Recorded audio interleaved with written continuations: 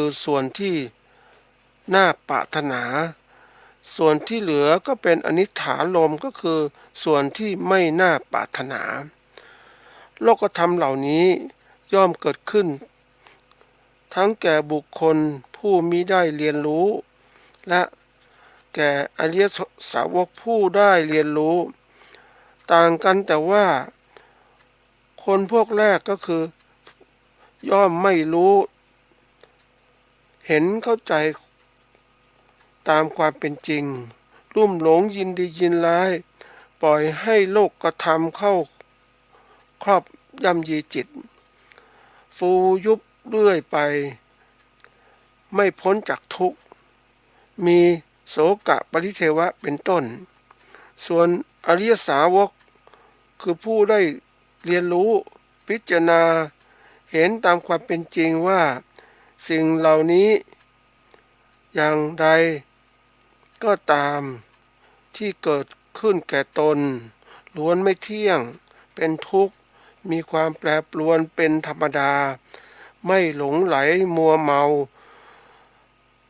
เคลิ้มไปตามอิทธารมณ์คืออารมณ์ที่พอใจไม่ขุ่นมัวมนหมองคลุ้มคลั่งไปตามอนิจฐารมณ์คืออารมณ์ไม่พอใจมีสติดำรงอยู่เป็นผู้ปราศจากทุกข์มีโสกะคือปริเทวะเป็นต้นอันนี้ที่ยกหัวข้อนี้มาเคยกล่าวไว้หลายปีแล้วก็ในเรื่องของธรรมะเกษตรเพื่อชีวิตนี่แหละก็มีหัวข้อนี้อยู่แต่ที่นำมาเสนอในที่นี้ก็เพื่อที่จะเตือนหลายๆคนให้เข้าใจถึงหลักธรรมความเป็นจริงว่าทั้งหมดเป็นโลกธรรม8ขณะนี้ที่เราประสบปัญหาต่างๆเนี่ยเรารู้สึกว่าเราทุกข์เราลำบากต่างๆทั้งหมดเนี่ยก็จริงๆแล้วเนี่ยก็คือความเป็นไปของโลกนั่นแหละเรื่องของโลกธรรมดาของโลกความเป็นไปหมุนเวียนอย่างนี้เข้ามาหาสัตว์โลกแล้วก็สัตว์โลกก็หมุนเวียนไปตามมันคือเหตุการณ์ที่ความทุกข์ยากลำบากจากเรื่องของโควิดระบาดความทุกข์ยากที่มีอยู่ปัญหาเศรษฐกิจที่มันแย่ลงต่างๆการประกอบอาชีพที่ไม่ไม่เป็นไปตามที่เราพึงปรารถนาอันนั้นมันถ้ามันเป็นตามโลกอย่างนี้เราก็เข้าใจมันเสียก่อนบางคนเนี่ยเขาเรียกว่าไม่เข้าใจมีความบีบคั้นจากสิ่งที่เคยมีเคยเป็นเคยอยู่เคยได้เหมือนคนมีลาภมียศมีสรรเสริญมีสุขก็มีความสุขใจแต่ทีนี้ถึงเวลาที่มันเสื่อมมาแล้วเนี่ยเสื่อมลาภเสื่อมยศเสื่อมมีเสื่อมสรรเสริญนะมีเสื่อมทุกข์สุขก็เป็นทุกข์อย่างเนี้ยนะมันเห็นชัดเจนอย่างนี้แล้วก็บางคนทนไม่ได้อยากให้มันสุขอย่างที่เคยเป็นนะโดยลืมสิ่งนี้แล้วทีนี้กว่าให้มันเป็นอย่างนั้นมันไม่เป็นไปตามที่เราต้องที่ตัวเองต้องการก็เกิดความทุกข์หรือเครียดทุกอกทุกข์ใจยิ่งตอนนี้เศรษฐกิจไม่ดีปุ๊บเนี่ยเกิดความเขาเรียกทุกข์ใจมากๆเลยนะยิ่งขาดทุนต่างๆก็ทุกข์ใจบางคนก็หาทางออกไม่ได้นะจริงๆแล้วถ้าเราทำใจเย็นๆสักนิดหนึ่งคิดพิจารณาดูว่าสิ่งต่างๆมันเป็นไปตามโลกอย่างนี้แหละโลกเนี่ยก็คืออมันเป็นไปตามธรรมชาติของโลกนี้มันประกอบด้วยหมู่มนุษย์ทีนี้หมู่มนุษย์ที่พวกที่มีอำนาจไม่มีคุณภาพในการบริหารมันก็ทำให้เราเดือดร้อนไปด้วยเนี่ยถ้าเราได้หมู่มนุษย์ที่มีคุณภาพบริหารประเทศมันก็ทำให้เราเจริญเติบโตไปด้วยเนี่ยนี่คือสิ่งที่เราต้องเรียนรู้เพื่ออะไรเพื่อจะปรับทั้งหมดให้มันดีทำจิตใจให้เราได้แล้วก็เสร็จแล้วก็เริ่มการแก้ปัญหานะว่าสิ่งที่มันเป็นอย่างนี้มันเหตุอะไรมันทุกข์ที่ปรากฏขึ้นมันเหตุอะไรที่ทำให้เกิดทุกข์แล้วก็รีบกำจัดนั้นเสียก็คือ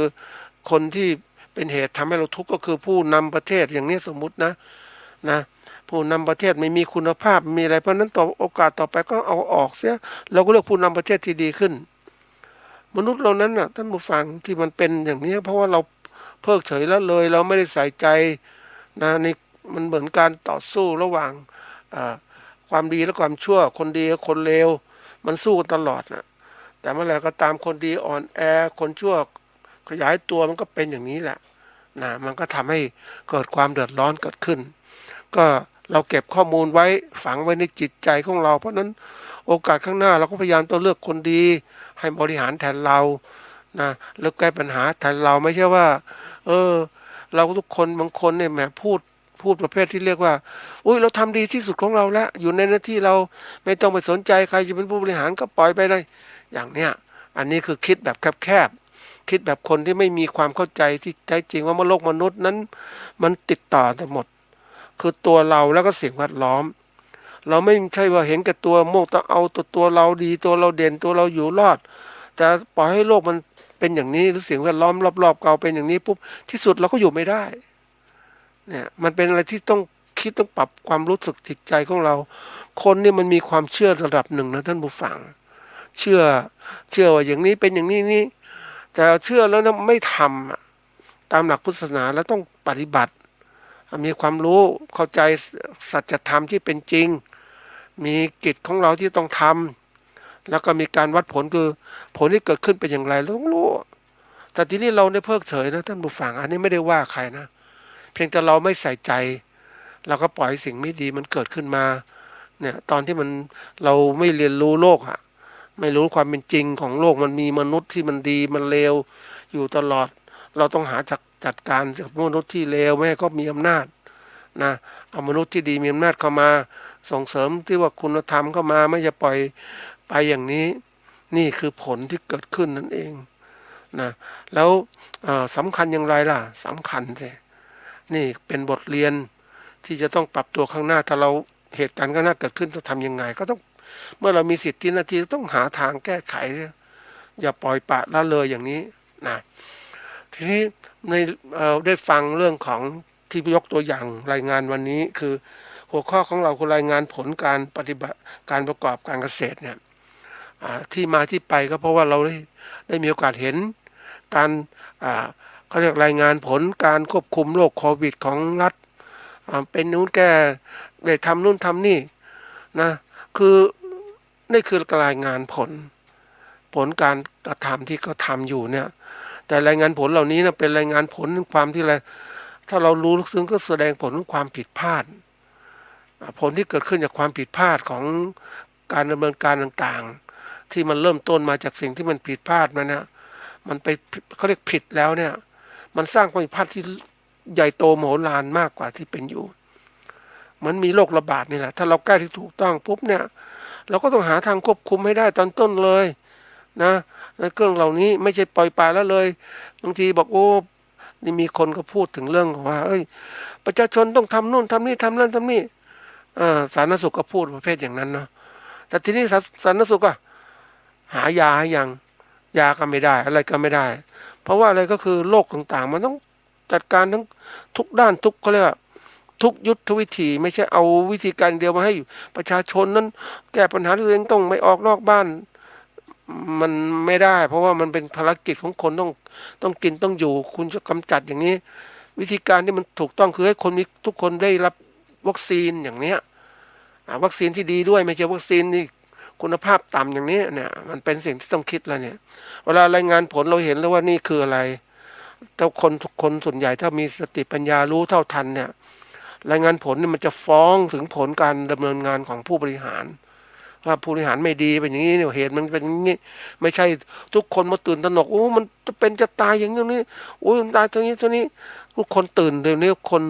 มันเครียดนะท่านผู้ฟังด้วยเครียดด้วยกระแสของการที่ว่าโหมระดมความเครียดคือใส่เรื่องโรคตายต่างๆเห็นผลอย่างนี้การแก้ปัญหาที่มันมีอยู่ก็แก้ปัญหาก็ไม่ดีเนี่ยมันเป็นอะไรที่แก้ปัญหาไปเหตุทั้งนั้นแหละท่านผู้ฟังเนี่ยวันนี้แก้ปัญหาที่ดีสุดคือรีบเอายาเข้ามาฉีดให้ทุกคนเลยนะใครจะเป็นฉีดให้หมดตรวจสอบโรคต่างๆแล้วก็จัดการให้ดำเนินชีวิตแบบปกติธุรกิจจะไปได้แต่วันนี้ธุรกิจไปไม่ได้แล้วเพราะว่ามันหยุดยั้งธุรกิจก็ล่มสลายไปต่างๆอย่าลืมว่าประเทศไทยนั้นเป็นประเทศที่ว่าหารายได้ที่ดีที่สุดจากการท่องเที่ยวเนี่ยการท่องเที่ยวทำไงการท่องเที่ยวทุกคนอยากมาเที่ยวต้องทำมันดูดีให้มันมีความปลอดภัยปลอดภัยจากโรคปลอดภัยจากขโมยปลอดภัยจากสิ่งทุกอย่างให้เขามีความสุขเขาจะมาเที่ยว นี่ทีนี้ประเทศไทยปรับตัวมาเนี่ยนโยบายต่างๆก็การกระทำต่างก็ดีมาก่อนแต่นี้มันถึงยุคนี้มันยุคของความที่ว่ามีภัยพิบัติขึ้นเราได้ผู้บริหารที่แบบเขาเรียกว่าไม่มีคุณภาพพอเข้ามาทำงานมันก็เลยพังอย่างนี้แหละจะถูกเขาเรียกจริงหรือไม่ใช่หรือเปล่าเราดูกันเองก็แล้วกันนะผลมันเป็นยังไงนะอันนี้เรามาดูที่ว่าหัวข้อที่มาพูดวันนี้คือเราเห็นถึงการรายงานผลนี่สำคัญมากนะท่านผู้ฟังทำอะไรแล้วแต่ต้องมีเขาเรียกต้องรู้จักการรายงานผลทำงานต่างๆเนี่ยเหมือนเราอยากจะเป็นนักกีฬาที่มีความไม่ใช่นักกีฬานะเป็นคนที่แข็งแรงเราก็ต้องออกกำลังกายวิ่งได้เท่าไหร่หายใจเท่าไหร่การหายใจได้เท่าไหร่มันเป็นยังไงมันบอกถึงความแข็งแรงร่างกายของเรานี่ใกล้ตัวการทำงานก็เหมือนกันมันบอกถึงผลความสำเร็จไม่ใช่ทำไปเรื่อยๆเรื่อยๆไม่ได้คิดอะไรทำไปอย่างเงี้ยเหมือนเคยถามคนนะท่านผู้ฟังประเภทที่แบบมันเหมือนก็ไม่มีคือไม่มีวิสัยทัศน์หรือมันมองไม่เห็นโลกที่ความเป็นจริงที่มันเกิดขึ้นนะอยู่ไปอย่างเงี้ยคือไม่ได้มองอนาคตข้างหน้าจะเป็นอะไรต่างๆไม่เคยคิดเหมือนคนที่เขาเรียกคนพอใจกับสิ่งที่เป็นอยู่หรือเป็นสุขในปัจจุบันจนลืมไปว่าข้างหน้านั้นมันมีทุกข์ก้อนใหญ่อยู่ตรงนี้มันจะทำอย่างไรก็ไม่หาทางออกไม่เตรียมการไว้เลยฮะเหมือนคนเนี่ยท่านผู้ฟังของจริงอยู่ใกล้ตัวเนี่ยนะความเจ็บความป่วยความตายจะเข้ามาแล้วเนี่ยเราก็ยังเฉยตอนที่เราแข็งแรงก็ไม่เตรียมตัวไม่เข้าวัดไม่ปฏิบัติธรรมเวลาแก่เจ็บป่วยก็ทุกข์ทรมานนะไปเดินดูในโรงพยาบาลเห็นโอ้โหคนแก่คนเจ็บทุรนทุรายเป็นยังไงจิตเขาไม่สงบบางทีดูสายตาของคนป่วยนะท่านผู้ฟังมันเหมือนคนอ่อนหมดอะไรในชีวิตอะและตอนที่มีชีวิตอยู่ไม่ทำให้แข็งแรงปล่อยประละเลยในสิ่งที่ควรทำอะจังหวะไหนควรทำอะไรนะสร้างภูมิต้านทานให้ดีขึ้นสร้างความแข็งแรงให้ดีขึ้นทั้งกายและจิตใจเพื่อเราจะได้มีชีวิตยืนยาวเหมือนคนบอกว่าวิ่งเพื่อหนีตายแหมมันดูดีเหมือนกันนะท่านผู้ฟังวิ่งเพื่อหนีตายหมายความว่ายังไงก็คือทำกำลังใจทำออกกำลังกายให้ดีที่สุดเพื่อจะหนีความตายแต่หนีความตายไม่พ้นก็ไม่เป็นไรแต่เราก็มีชีวิตยืนยาวเท่าไหร่มากขึ้นกว่าเดิมใช่ไหมถ้าเรานอนรอคอยความตายก็เป็นอย่างเนี้ยเดี๋ยวความตายมาถึงแน่นอนเพราะคนนอนติดเตียงวันนี้คนนอนติดเตียงมากนะครับท่านผู้ฟังเห็นมากมายทีเดียวเลยแต่เขาไม่ได้ออกมาให้เราดูเราก็อยู่กับบ้านเขาบางคนป่วยเป็นโรคซึมเศร้าบางคนป่วยทีนี้ไม่ตายเพราะอะไรก็คือลูกหลานก็เอาไปรักษามียาดีๆก็รักษานี่ไม่ตายทันทีก็อยู่ไปก็นานบางคนอยู่นานจริงๆนะท่านผู้ฟังเจ็บชราต่างๆอยู่เป็น10 ปีอะลูกหลานก็ดูแลต่างๆทั้งหมดเลยแต่ที่สุดก็ตายใช่ไหมนี่บางคนบอกว่าถ้าปล่อยให้ตายไปเลยดีไหมจะได้ประหยัดบางคนก็อาจจะคิดงี้ก็ได้แต่ว่าคนไทยเรามีความระลึกถึงบุญคุณของผู้มีพระคุณเราพ่อแม่เราพยายามจะให้เขามีชีวิตอยู่ได้นานที่สุดทำยังไงก็ต้องฝึกอย่างนี้ที่เราฟังก็คือทำให้ท่านมีความแข็งแรงในกายและจิตใจมีตลอดมีหลักธรรมะผู้เจ้าอยู่ตลอดเวลาปฏิบัติได้ผลยิ้มได้เมื่อภัยมาจะสบายนะก็ฝากไว้ตรงนี้นะทีนี้เข้าสู่เรื่องของเราก็คือรายงานผลการประกอบการเกษตรนะอันนี้เป็นเรื่องใหญ่นะท่านผู้ฟังคนเราเนี่ยประกอบการเกษตรเราก็ไม่ค่อยดูเท่าไหร่นะแต่ยุคนี้เผอิญได้เจอคนที่เขาคือคนประสบทุกข์เนี่ยมันก็ไข้ครวญนะท่านผู้ฟังมันเห็นทุกข์เนี่ยก็มีแม่ค้านะตอนที่เขาค้าขายดีเขาก็นับเงินคร่าวๆก็มีกำไรก็มีความสุขใจก็สบายแล้วเขาไม่ได้คิดมากนะเพราะเขามีกำไรการประกอบการค้ามีกำไรมีคนมากินอาหารเยอะแยะไปหมดโอ้ยังไงประกอบการเล็กๆน้อยๆก็คือหมายก็ขายดีมากอ่ะมันจะเขาเรียกว่าอาหารต่างๆก็เตรียมเต็มที่แต่มันมีคนมีปริมาณมากก็ซื้อไปเขาก็รวมว่าเขาได้กำไรเยอะแยะก็เลยไม่คิดอะไรมากช่วงนั้นเป็นช่วงมีความสุขแต่เมื่อเกิดวิกฤตปุ๊บรัฐบาลปิดเมืองปิดประเทศปิดไม่ให้คนปิดการศึกษา ปิดการก่อสร้างปิดหลายๆอย่างเลยอ่ะทีนี้คนเขาไม่ออกมากินข้าวอ่ะนะไม่กินข้าวซื้ออย่างเนี้ยนะทีนี้เขาก็เริ่มคิดวันจะได้เท่าไหร่เขาปลดคนเขาทำทุกอย่างด้วยตัวเองนะท่านผู้ฟังซื้ออาหารปรุงทั้งหมดทำล้างจานเองปรุงอาหารเองขายเองทุกอย่างเลยเขาก็เริ่มคำนวณว่าได้รายได้เท่าไหร่นะตัวเองทำทั้งหมดทั้งร้านเลยนะเขาเป็นผู้ประกอบการนะเราเรียกผู้ประกอบการจริงๆเพราะทำเพื่อกำไรเขาทำทั้งหมดของร้านเลยนะคือหมายว่าทั้งปรุงอาหารเสร็จซื้อกับข้าวมาทำอาหารขายหน้าร้านยืนขายต่างๆตักอาหารต่างๆเก็บเงินเก็บทองแล้วก็เริ่มคิดเขาเรียกว่าคิดถึงต้นทุนที่ทำไปได้เท่าไหร่นะต้นทุนเท่าไหร่แล้วก็เริ่มคิดตัวสำคัญที่สุดนะคือค่าแรงงานของตัวเองวันก็ตั้งว่าตัวเองต้องได้ประมาณ300 ถึง 400 บาทต่อวันเนี่ยสิ่งที่เขาก็เริ่มที่ว่าจะทำพิถีพิถันนะท่านผู้ฟังว่าจะใช้จะทำไงมีรายได้เท่าไหร่เขาเรียกว่ามีการคิดบัญชีแต่ละวันเขาได้เท่าไหร่เขาก็พูดถึงว่าวันเนี่ยนะไม่ได้เลยขาดทุนก็มีนะเพราะไม่มีคนมาซื้ออาหารกินบางวันเนี่ยได้รายได้เนี่ยได้ประมาณ100 กว่าบาทหมายความว่าค่าแรงตัวเอง100 กว่าบาทหักพวกค่าคือค่าอาหารต้นทุนทำอาหารต่างๆเนี่ยหักไปหมดแล้วนะเหลือแค่150 บาทวันหนึ่งมีรายได้150 บาทดูสิบางทีก็ไม่มีขาดทุนอีกมันจะไปไหนจะทำอะไรดีก็ไม่มีทางไปไหนท่านผู้ฟัง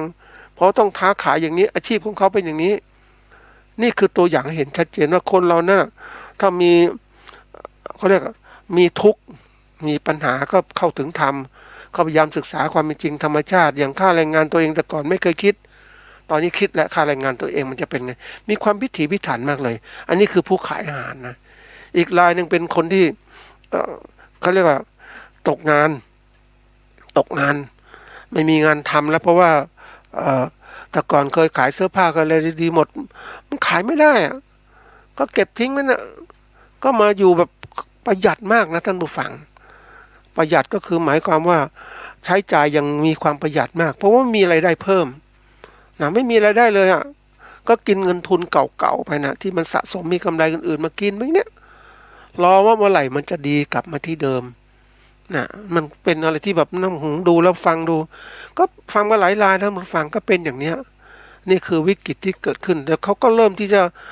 ใช้จ่ายเงินอย่างมีเหตุมีผลอะไรสำคัญก็ซื้ออะไรไม่สำคัญไม่ซื้ออาหารนั้นสำคัญมากเลย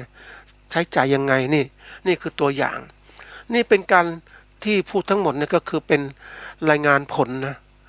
ผลการดำเนินชีวิตผลการประกอบการต่างๆมันเห็นชัดเจนว่าปกติเรามักจะไม่ใส่ใจเรื่องการทำรายงานต่างๆเนี่ยเป็นยังไงเราก็เลยไม่เห็นนะแต่วันนี้เห็นนะก็อยากจะมาบอกถึงว่ารายงานผลการประกอบการเกษตรแล้วก็ควรจะทำบ้างนะทีนี้มาดูความหมายและความสำคัญของแต่ละคำเนี่ยสำคัญมากอันที่หนึ่งรายงานคือ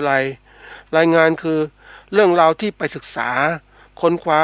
แล้วนำมาเสนอที่ประชุมเสนอมาที่ตัวเราเนี่ยอยากรู้เนี่ยนี่คือรายงานส่วนคำว่าผลเนี่ยคือเป็นคำนามเหมือนกันเพราะว่าสิ่งที่เกิดขึ้นจากการกระทำเนี่ยเราทำอะไรแล้วก็ต้องมีผลใช่ไหมเราต้องคิดผลทีนี้มันมีผลหลายอย่างมากที่เคยกล่าวไว้ว่าผลที่ได้โดยตรงคือทำแล้วได้อะไรมาชัดๆนี่คือผลได้ทีนี้มันมีผลนี่ผลพลอยได้ก็คือสิ่งที่ได้รับนอกเหนือจากผลที่ได้ตามความมุ่งหมายแล้วมันได้เกิดขึ้นมันผลได้ต่อเนื่องมาอีกทีนี้ผลลัพธ์อีกผลลัพธ์ส่วนใหญ่เหมือนกับผลได้เนี่ยคือผลที่จำนวนที่ได้จากการคำนวณนี่มันก็เหมือนผลได้แต่ว่ามันคำนวณขึ้นมามันเป็นตัวเลขทีนี้มันมีผลอีกตัวหนึ่งคือผลกระทบคือผลที่เกิดขึ้นมาอีกจากการกระทำเรามีผลกระทบเนี่ยมันตามมาอีกเหมือนเราเนี่ยทำกรรมสมมติทำกรรมนะมันมีผลของกรรมผลของกรรมและวิบากกรรมอีกที่มันตามมันอย่างนี้มันติดมาอย่างนี้นี่คือเห็นความเป็นจริงเพราะนั้นเราดูความหมายรวมก็คือว่ารายงานผลการประกอบการเกษตรก็คือเราดูผลคือเรื่องดูสิ่งที่เกิด รายงานผลที่เกิดขึ้นจากการกระทำในการประกอบการเกษตรเป็นอย่างไรช่วงนี้น่าทำมากนะท่านผู้ฟังมันเป็นยังไงบ้างเราต้องทำรายงานตัวนี้เพื่อจะดูว่าเป็นอย่างไรแล้วถ้าเราไม่ทำเลยมันไม่ได้ท่านผู้ฟังเราได้เรียนรู้เฮ้ยมันเป็นยังไงในการที่เราทำแบบเนี้ยถ้าเราไม่สนใจเนี่ยมันไม่ได้แล้วต่อไปนี้มันคือยิ่งเห็นรอเวลาเนี่ยก็พูดตรงๆนะท่านผู้ฟังปีนี้สถานการณ์การประกอบการเกษตรเราลำบากมากเราจะพบปัญหาคือกำไรได้น้อยหรือไม่ได้เลยหรือขาดทุนไปอย่างนั้นเพราะอะไรก็คือผู้บริโภคเนี่ยของเราลดจำนวนลงมากเลยเพราะอะไรผู้บริโภคจำนวนเท่าเดิมนะท่านผู้ฟังคือคนน่ะเท่าเดิมแต่การที่เขาจะจับจ่ายใช้สอยซื้อไปอาหารไปกินครึ่งหนึ่งทิ้งครึ่งหนึ่งก็เหมือนสมัยก่อนนี่นะแต่นี่มันไม่ใช่เขากินจนหมดเพราะว่าเขาไม่มีเงินจะซื้อเนี่ยเพราะนั้นเขาก็ซื้อสินค้าเกษตรเราน้อยลงเนี่ยน้อยลงเพราะเราเคยผลิตสินค้าขนาดนี้ยิ่งวันนี้ไปฟังเรื่องของรัฐบาลมาช่วยนะบอกโอ้ช่วยสหกรณ์มังคุดที่นครศรีธรรมราชก็ผลิตมามากผลิตเขามีธรรมนาของเขาอยู่แล้วอ่ะแต่ทีนี้มันมีปัญหาเรื่องการขายปกติเนี่ยเกษตรกรที่จะผลิตมังคุดเขาผลิตแล้วขายกับพ่อค้าโดยทั่วไปขนส่งเนี่ยพ่อค้าที่ซื้อทีนี้พ่อค้าซื้อน้อยลงอ่ะเขาก็กลัวขาดทุนเขาอ่ะนะทีนี้รัฐบาลก็ยื่นมือเข้าไปช่วยพยายามที่จะคัดมังคุดเกรดดีๆเอามาเข้าสหกรณ์สหกรณ์แต่สหกรณ์ก็พยายามจะส่งสินค้าช่วยกันขายไปยังภาคอื่นๆนะทีนี้มันก็ยากเหมือนกันนะท่านผู้ฟังมีตัวอย่างที่ว่าสินค้าเกษตรส่งมาเนี่ยถ้าเป็นบางอย่างมันใช้เวลานานจริงๆสมัยก่อนนะการขนส่งสินค้ามันเร็วมากเลยอย่างจดหมายภายใน24 ชั่วโมงนะสินค้าลงอะไรส่งในพัสดุไปรษณีย์นะโดยเร่งด่วนนะท่านผู้ฟังอันนี้เฉพาะของภาครัฐนะรัฐวิสาหกิจคือไปรษณีย์ส่งเร่งด่วนเลยท่านผู้ฟังแต่ก่อนปกติต้องภายใน24 ชั่วโมงถึงนะวันเดียวใช่ไหมนะแต่นี่มันต้อง3 วัน2-3 วันนะทำไมเกิดปัญหาคือคนงานเป็นโรคโควิดบ้างอะไรบ้างการบริการก็แย่ลงเลยอ่ะนะนี่ซื้อมาจะเห็นประมาณ3 วันนะท่านผู้ฟังกว่าจะถึงอ่ะอันนี้ตัวอย่างนะแล้วถ้าเป็นสินค้าเกษตรส่งมาปุ๊บเน่าเสียทำยังไงนี่คือตัวอย่างเช่นกันเพราะฉะนั้นวิกฤตที่เกิดขึ้นเนี่ยมันตัวที่จะบ่งบอกถึงความเป็นไปว่าเราดำเนินการเกษตรมันจะไม่ได้ตามเป้าหมายแล้วเราก็ต้องฝึกการทำใจหรือหาทางออกอย่างที่ผ่านมาเนี่ยในช่วงหนึ่งของรัฐบาลแล้วก็เรียกว่าคนในสังคมก็มีอะไรที่ว่ามีการค้าสินค้าเกษตรแบบใหม่ๆนะที่เขาเรียกว่าส่งเสริมความรู้เรื่องการขายสินค้าออนไลน์นะทางเขาเรียกเป็นดิจิตอลมาร์เก็ตติ้งนะที่พยายามจะทำคือขณะนั้นมันเป็นช่องทางเลือกก่อนวิกฤตนี้จะเกิดนะคนบางคนก็ไม่สนใจแต่เกษตรกรบางคนสนใจเขาก็เริ่มเตรียมการไว้ก่อนแล้วเพราะว่าเขาคาดหมายว่าจะเพิ่มยอดขายให้มากขึ้นนะเขาก็เลยต้องศึกษาการค้าสินค้าแบบออนไลน์เนี่ยเขาก็เตรียมการทำแล้วทั้งหมดแล้วทีนี้เมื่อเกิดวิกฤตปุ๊บคนไม่มาที่ร้านเขาล่ะเขาก็สามารถขายสินค้าทางออนไลน์มี Facebook ต่างๆนะเขาก็ประคับประคองเขาอยู่รอดได้แต่ผู้ประกอบการอีกส่วนหนึ่งก็ไม่ใส่ใจเรื่องของการค้าขายออนไลน์ต่างๆก็ปล่อยมันไปอะโอกาสที่เขามีการเผยแพร่ความรู้คือไม่เกิดวิกฤตนะก็คนก็ไม่กระตือรือร้นอะเขาก็เริ่มไม่สนใจว่าเขาก็ค้าขายดูแล้วสบายอยู่แล้วไม่ต้องไปศึกษาออนไลน์เสียเวลานะก็เลยตอนนี้เกิดวิกฤตแล้วไปไม่ได้ละคนไม่ซื้อสินค้าขนส่งก็ขนส่งลำบากคนไม่ออกไปจับจ่ายใช้สอยเพราะเชื่อรัฐบาลบอกว่าอยู่กับบ้านเนี่ยไม่ต้องไปไหนเพื่อโรคระบาดนะแต่จะกินจะอยู่ยังไงจริงๆแล้วนโยบายอยู่กับบ้านอย่างเดียวไม่ได้มันต้องอยู่แบบออกนอกบ้านก็ได้แต่ต้องใส่ชุดกันเลยไม่ให้เกิดติดเชื้อขึ้นมาไปทำธุรกิจได้ นะใส่ชุดดีๆเลย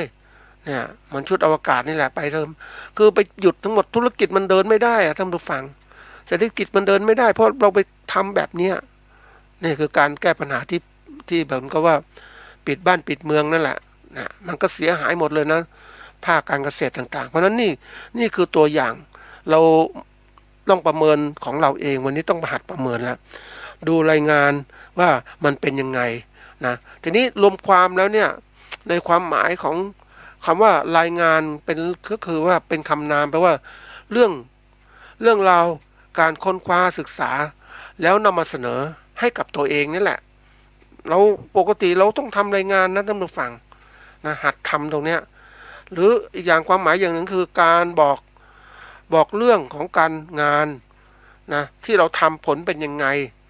นะผู้ประกอบการที่เขาเป็นนักประกอบการที่เขาเป็นมืออาชีพเนี่ยเขาทำการประกอบการทำรายงานประจำของเขาละรายงานเขาเรียกประจำปีของเขาเลยหรือ6 เดือนแล้วแต่เขาทำไปได้ผลฤดูกาลนี้เป็นยังไงรายได้การประกอบการเป็นยังไงกำไรเป็นยังไงเขาต้องคิดแหละคือเขาคิดเนี่ยเพราะว่าเขาต้องเตรียมการในการที่จะเริ่มการพัฒนาต่างๆเราก็คิดทีนี้คนส่วนใหญ่เนี่ยเกษตรกรส่วนใหญ่ก็ไม่ได้ทำตรงนี้หรอกเพราะว่าถือว่ามันเป็นงานประจำคนเรานี่มันเคยชินนะท่านผู้ฟังอะไรที่ประจำมันก็ทำแบบเรื่อยๆไปมันก็เห็นต่างๆไปนี้เหมือนเดิมไงก็เหมือนเดิมพระอาทิตย์ก็ขึ้นทางทิศตะวันออกตกทางทิศตะวันออกก็แค่เนี้ยก็ไม่ได้ใส่ใจแต่ทุกคนใส่ใจให้พระอาทิตย์มันขึ้นเนี่ยขึ้นกี่โมงแล้วก็ขึ้นบอกตอนไหนมันเป็นยังไงมันตกตอนไหนมันเป็นยังไงสภาพแวดล้อมจะเป็นยังไงฤดูกาลไหนมันตกขึ้นช้าขึ้นเร็วนะแล้วก็ตกช้าอย่างเนี้ยมันก็ต้องคิดแล้วฤดูกาลมันเห็นเนี่ยคือการศึกษาที่ลึกซึ้งมันจะบอกหลายๆอย่างนะนี้เราเองทำไมต้องศึกษาตัวนี้นะมันมีข้อดีข้อเสียยังไงในการดูรายงานของเราเนี่ยก็แน่นอนว่ามันมีเหตุมีผลนะท่านผู้ฟังรายงานต่างๆที่เราทำเนี่ยปกติแล้วเนี่ย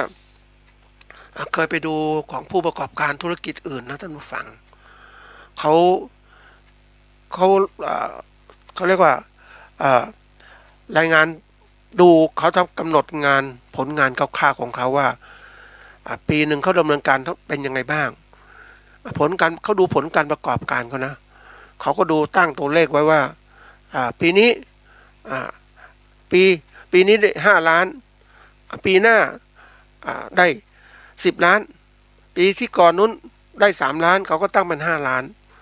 เขาดูว่าเขาตั้ง5 ล้านเขาถึงรอบปีเขาก็มาคำนวณได้เท่าไหร่ถ้าได้5 ล้านนี่โอเคดีตามเป้าหมายแต่ถ้าได้ต่ำมาเป็นยังไงนะเขาคิดต่อแล้วว่ามันมีเหตุมีผลอะไรแล้วถ้าได้มากก็โอ้โหแสดงว่าอะไรก็ขึ้นมันมีอะไรที่มันทำให้เศรษฐกิจดีขึ้นทำให้การค้าการขายดีขึ้นนี่ตัวนี้นี่คือดูแบบคร่าวๆอย่างนี้นะปกติเวลาที่เราทำงานเนี่ยท่านผู้ฟังนะเราคืออย่างผู้ดำเนินรายการนะได้ทำการเกษตรนะการเกษตรปกติเขาไม่อยากพูดเรื่องส่วนตัวนะแต่เป็นยกเป็นกรณีศึกษาให้เห็นความจริงว่าเราอยู่กับการเกษตรเนี่ยเราก็อยู่ไปทำเรื่อยๆไปคือไม่ค่อยดูผลพยายามทำให้ดีที่สุดนะดีที่สุดมันดียังไงมันก็ดีเท่านั้นแหละเพราะเราไม่ได้มีความรู้เพิ่มเติมเราไม่ได้ปรับปรุงตัวของเราเราก็เลยเท่านั้นผลการประกอบการเพราะว่าถือว่าเราทำมาหากินที่เหลือขายเราไม่ได้เจตนาที่จะทำงานเพื่อจะทำเกษตรเพื่อจะให้เรียกทำขายที่เหลือไว้กินในอดีตมันเป็นยุทธศาสตร์แบบนี้นะ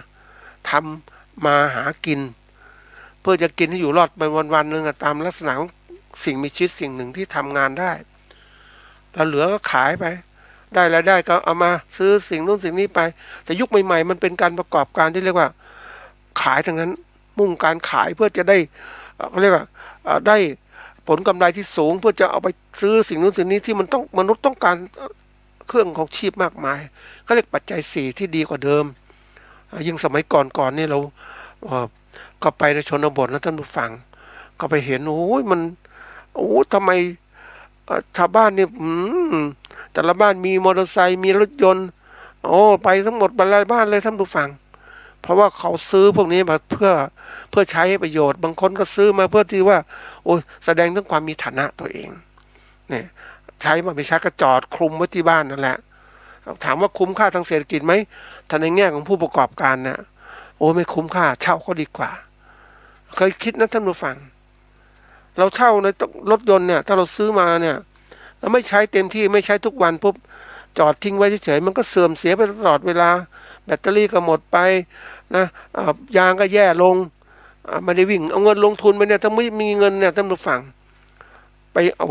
เช่ารถบางส่วนที่เราต้องการเช่าแต่บางคนก็บอกไม่เป็นไรเอาความสะดวกสบายเขาว่าเนี่ยก็คิดกันเนี้ยแต่ถามลงทุนไหมลงทุนซื้อมาคุ้มไหมไม่คุ้มถามว่าเดือนวิ่งสักกี่ครั้งวิ่งออกมาตลาดซื้อข้าวกินเที่ยวนิดหน่อยก็หยุดเพราะว่ากลัวสิ้นเปลืองน้ำมันเนี่ยเดี๋ยวนี้เขาทำไมถึงเกิดรถเช่าเกิดขึ้นเพราะเขารู้เนี่ยลงทุนแล้วทำไงคุ้มไหมยิ่งผู้ประกอบการบางคนนี่เขาลงทุนเขาก็หวังว่าเฮ้ยรถของเขาใช้เองนะแล้วก็เอามาให้เขาเช่าด้วยขับไปเขาเช่านี่คือตัวอย่างนะเพราะนั้นนี่คือการที่เรามาหัดดูรายงานผลการประกอบการเกษตรของเราเพื่อที่จะได้ดูว่าผลการประกอบการเกษตรเป็นอย่างไรนะเราปกติถ้าบอกว่าคนเนี่ยทำอะไรแล้วแต่ถ้าดูหลักการประเมินง่ายๆนะท่านผู้ฟังนะเราดูว่าทำอะไรสองได้อะไรสามเห็นอะไรสี่คิดอะไรนะทำอะไรเราทำการเกษตรของเราทำไปแล้วนะเราทำแล้วเป็นไงทำแบบไหนเราได้อะไรเกิดขึ้นได้ผลการประกอบการเป็นไงบ้างได้กำไรขาดทุนไหมมันเป็นยังไงแล้วเราเห็นอะไรบ้างก็เห็นที่ไอ้ตัวไหนที่ทำให้เราขาดทุนไอ้ตัวไหนที่ทำให้กำไรมันเห็นเนี่ยแล้วเราคิดอะไรต่อล่ะเราก็คิดเพื่อต้องการแก้ปัญหาแล้วในปีถัดไปต้องมีกำไรเพราะนั้นต้องไปปรับปรุงตัวที่ทำให้มีกำไรให้มากขึ้นไอ้ตัวปัจจัยตัวไหนที่ทำให้เกิดขันขาดทุนก็ไปลดมันเสียไ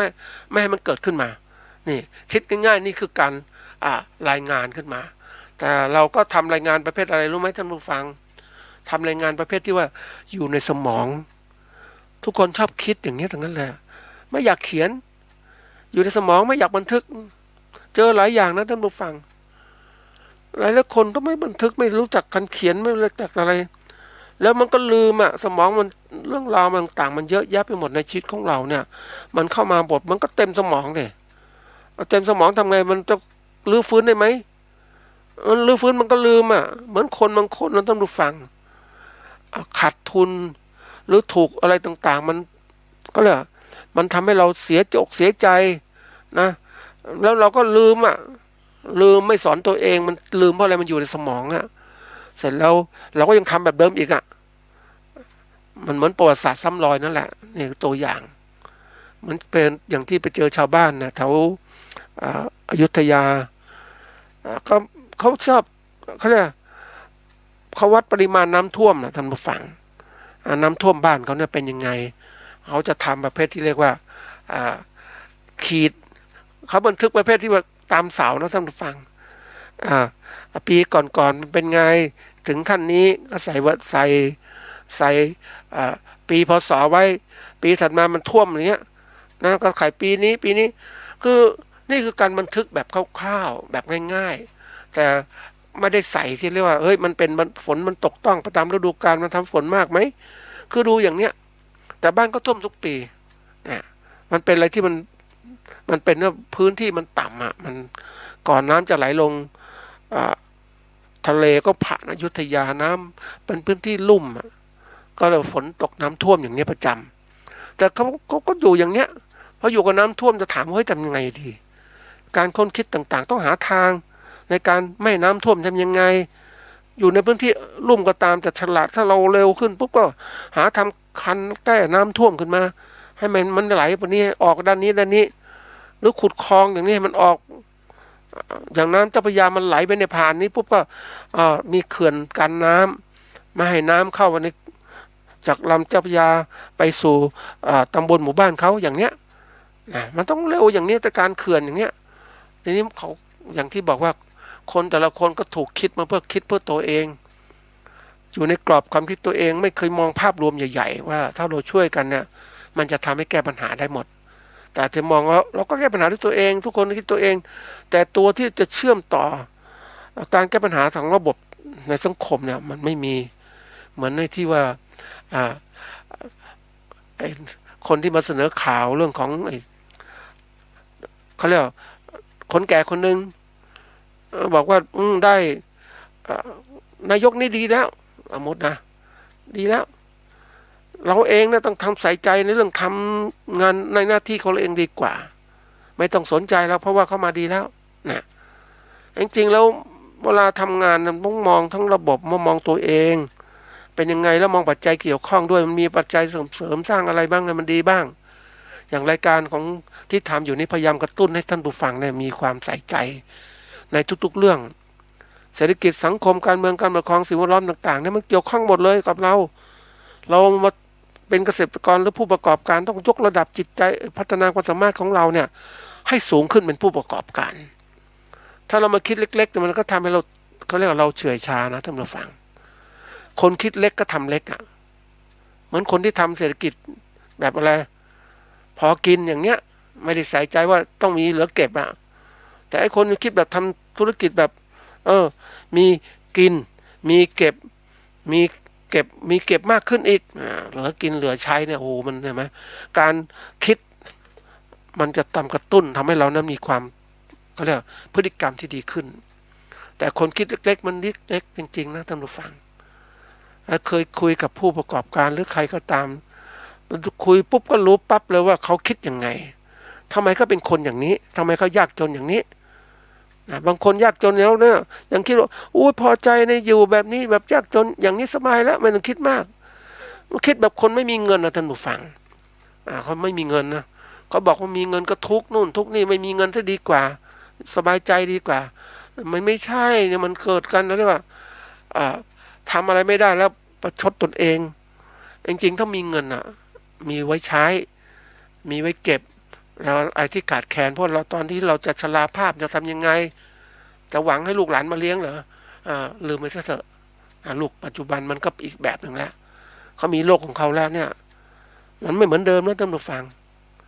นี่วันนี้คือสิ่งที่เกิดขึ้นจริงๆเพราะนั้นเนี่ยการทำรายงานการประกอบการบอกได้อย่างนี้เลยว่าเห็นทีนี้เห็นทำอะไรไปแล้วได้ผลยังไงเห็นอะไรคิดอะไรนี่สำคัญมากเลยคิดในการตั้งวัตถุประสงค์เราทำให้มันจะกลับแก้ไขปรับปรุงยังไงบ้างอย่างการประกอบการน่ะนะเราคิดเห็นแล้วว่าเฮ้ยมันสมมติมันได้กำไรน้อยเอาตัวอย่างที่ปลูกกล้วยอย่างเงี้ยได้กำไรน้อยมันเป็นเพราะอะไรอาจจะเป็นพันธุ์กล้วยมั้งที่มันไม่ทันสมัยมันไม่ดีหรือกล้วยที่ปลูกแล้วเป็นกล้วยแบบกล้วยป่ากล้วยอะไรต่างๆเนี่ยนะเอากล้วยน้ำว้าก็ได้กล้วยน้ำว้าแต่พันธุ์มันไม่ดีท่านผู้ฟังพันธุ์ไม่ดีถ้าไปเจอกล้วยน้ำว้าดีๆปุ๊บโอ้โหมันรสชาติดีอย่างกล้วยน้ำว้าเชียงรายอย่างเนี้ยเห็นไหมรสชาติเอาไว้เขาเรียกว่ามันหวานดีไม่มีเมล็ดอยู่ภายในเนี่ยมันค้าขายดีมากนะท่านผู้ฟังเราต้องคัดเลือกสายพันธุ์กล้วยอย่างเนี้ยการคิดเพื่อหาทางแก้ไม่ใช่เรื่อยๆเฉยๆอย่างที่บอกการบันทึกเนี่ยมันก็ไม่เอาจริงเอาจังถ้าเราเห็นบันทึกปุ๊บเนี่ยการฝึกการทำงานฝึกการเป็นผู้เขาเรียกฝึกการเป็นเขาเรียกนักคิดก็เหมือนนักวิจัยนี่แหละเราก็ต้องเอาผลการดำเนินการของเรามาวางบนกระดาษนะเขียนในกระดาษเขียนเป็นผนังก็ได้เขียนไว้บอร์ดแล้วมันต้องดูว่าตัวไหนเป็นปัจจัยที่เกี่ยวข้องบางครั้งเนี่ยความคิดหลายคนเนี่ยยังไม่ค่อยทำเรื่องรายงานผลเลยแล้วก็คิดทำไปเรื่อยๆเรื่อยๆมันก็ไม่เกิดการพัฒนาไม่เกิดการแก้ไขเพราะเราไม่เห็นเนี่ยแต่วันนี้ถ้าทันสมัยนะท่านผู้ฟังผู้ประกอบการเสร็จลองทำเลยหรือเกษตรกรลองทำดูเลยเอาอารมณ์อื่นเข้ามาครอบงำอารมณ์ทุกข์มาครอบงำจิตใจก็ไม่สุขเพราะนั้นไม่มีโอกาสในการแก้ไขปัญหาครับสวัสดีครับ